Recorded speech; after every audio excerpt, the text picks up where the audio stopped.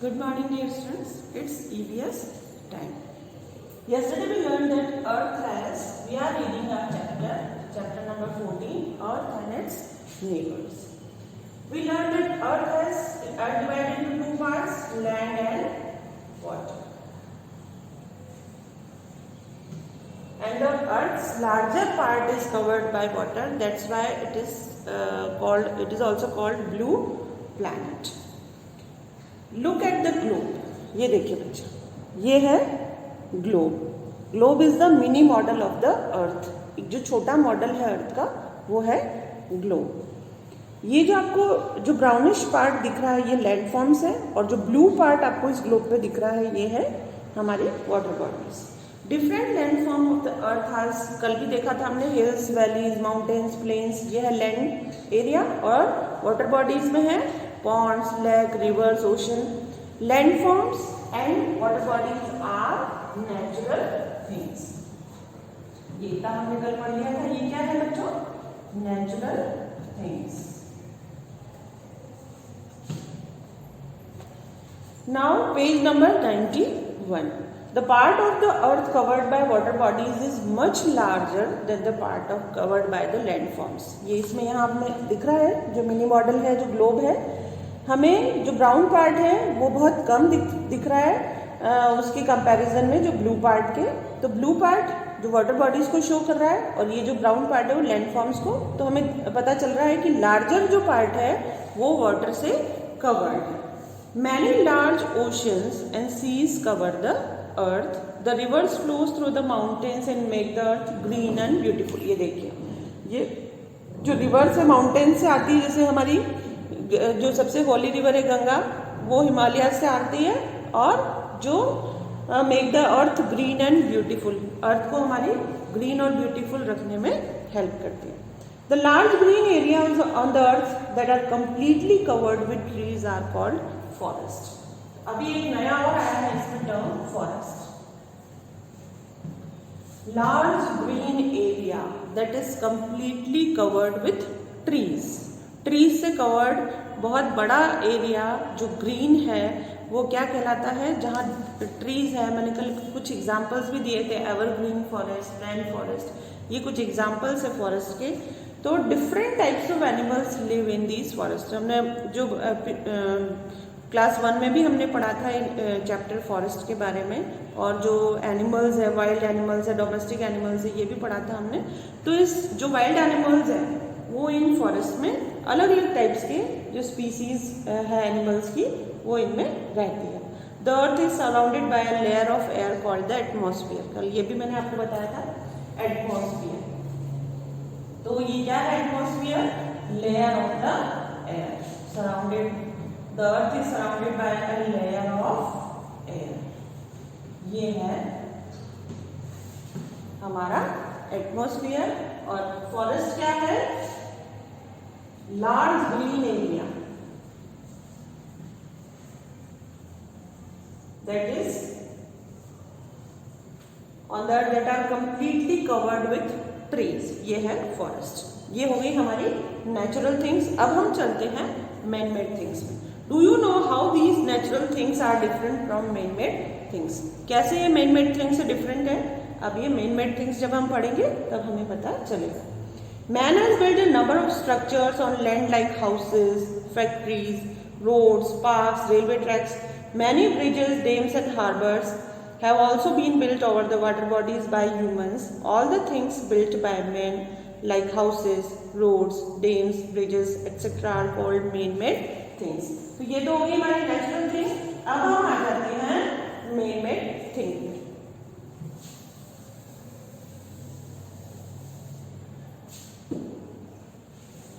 एक तो है नेचुरल और दूसरी है मैन मेड थिंग.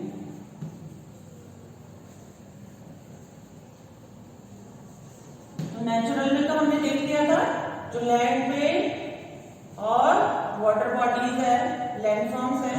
और मैन मेड थिंग्स में हाउसेस, फैक्ट्रीज,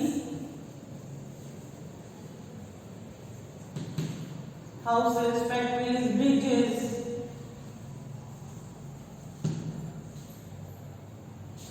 रोड्स, डैम्स, ये हमारे सारे किसमें आते हैं बच्चों? मैन मेड थिंग्स में, है ना। ये जितनी भी चीजें built by man, man made things means built by man, ये हो गई हमारी मैन मेड थिंग्स जो किसने बनाई है? Built by man. उसके अंदर हाउसेस भी आ गए, फैक्ट्रीज भी आ गई, रोड्स भी आ गए, ब्रिजेस भी आ गए, डैम्स भी आ गए। जो जो इंसान ने बनाया है, ह्यूमंस ने बनाया है, बिल्ट बाय मैन है, वो मैन मेड थिंग्स। और जो नेचर से हमें मिला है वो है natural. Okay, now turn your page number 92। Man has cut forest for making these things. अब क्या किया है? इन सबको बनाने के लिए इंसान ने, ह्यूमंस ने क्या किया है? फॉरेस्ट को कट किया है। He has used a variety of natural things in building man made things for his safety and comfort. अपनी सेफ्टी और कंफर्ट के लिए वैरायटी ऑफ थिंग्स बनाई है ह्यूमंस ने। और क्या किया है? उसके लिए वैरायटी ऑफ नेचुरल थिंग्स जो है उसका भी यूज किया है। अब हम आ जाएंगे नेबर्स ऑफ द अर्थ पर। ये नेचुरल और मैन मेड थिंग आपको क्लियर हो गई। अब हम आएंगे नेबर्स ऑफ द अर्थ।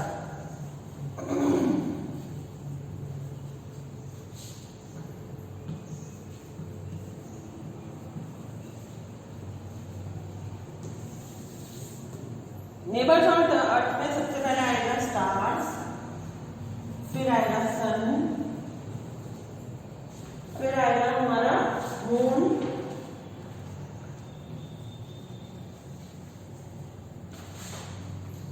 ठीक है। तो ये है हमारे neighbours of the earth, stars, sun and moon. Planets भी हैं, प्लैनेट्स के बारे में बताया था मैंने पहले आपको। Do you know that the sun, the moon, planets and star are earth's neighbour? Stars, when we look up in the night sky, we can see hundreds of stars. Stars are huge heavenly bodies that have their own light. क्या होते हैं star? Huge heavenly bodies जिनकी अपनी खुद की light होती, their own light. They look so tiny because they are so far. क्यों दिखते हैं हम बच्चों छोटे वो? क्योंकि वो हमसे बहुत दूर हैं, away from the earth. But one of these stars appear very big and can be seen only in the day. Do you know which star it is? बताइए जल्दी से। एक स्टार ऐसा है जो बड़ा भी दिखता है और कब दिखता है? Can be seen only in day, day time में ही वो हमें दिखता है। वो स्टार कौन सा है? वो है sun. The sun is the brightest star. क्या है सन? Brightest star.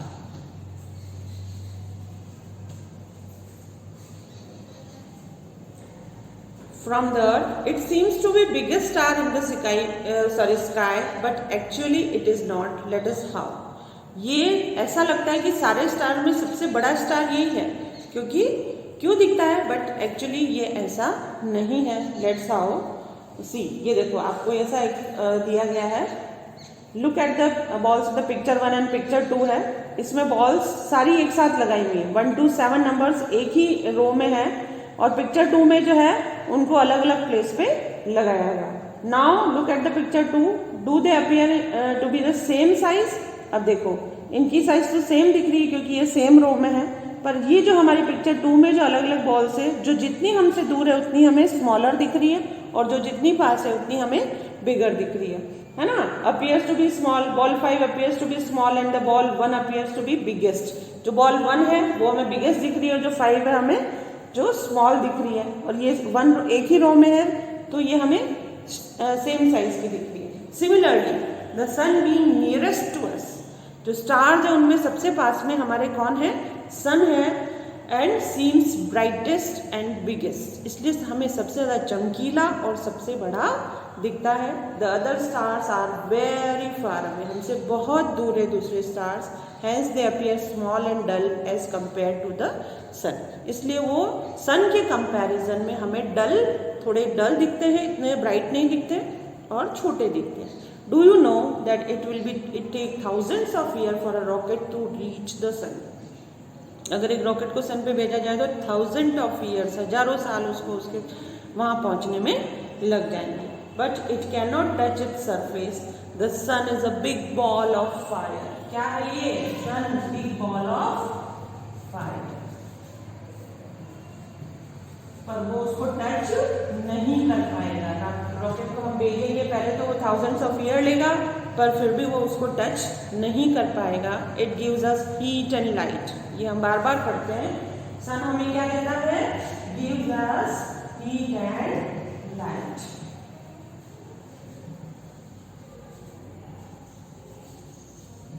सन हमें हीट एंड लाइट देता है।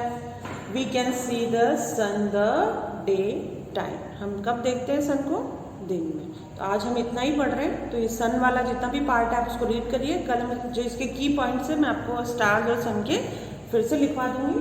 कुछ मैंने यहाँ लिखे हैं, ब्राइटेस्ट स्टार है, बिग बॉल ऑफ फायर है, और gives us heat and light. तो स्टार्स हैं, उनकी अपनी ओन लाइट होती है, they have their light of their own, and they seems to small because they are very far away from us. हमें छोटे छोटे क्यों दिखते हैं स्टार? क्योंकि वो हमसे बहुत दूर है। तो इतना यहाँ तक पेज नंबर 93 का सन वाला जो पार्ट है वहाँ तक आप बुक चैप्टर रीड करिए।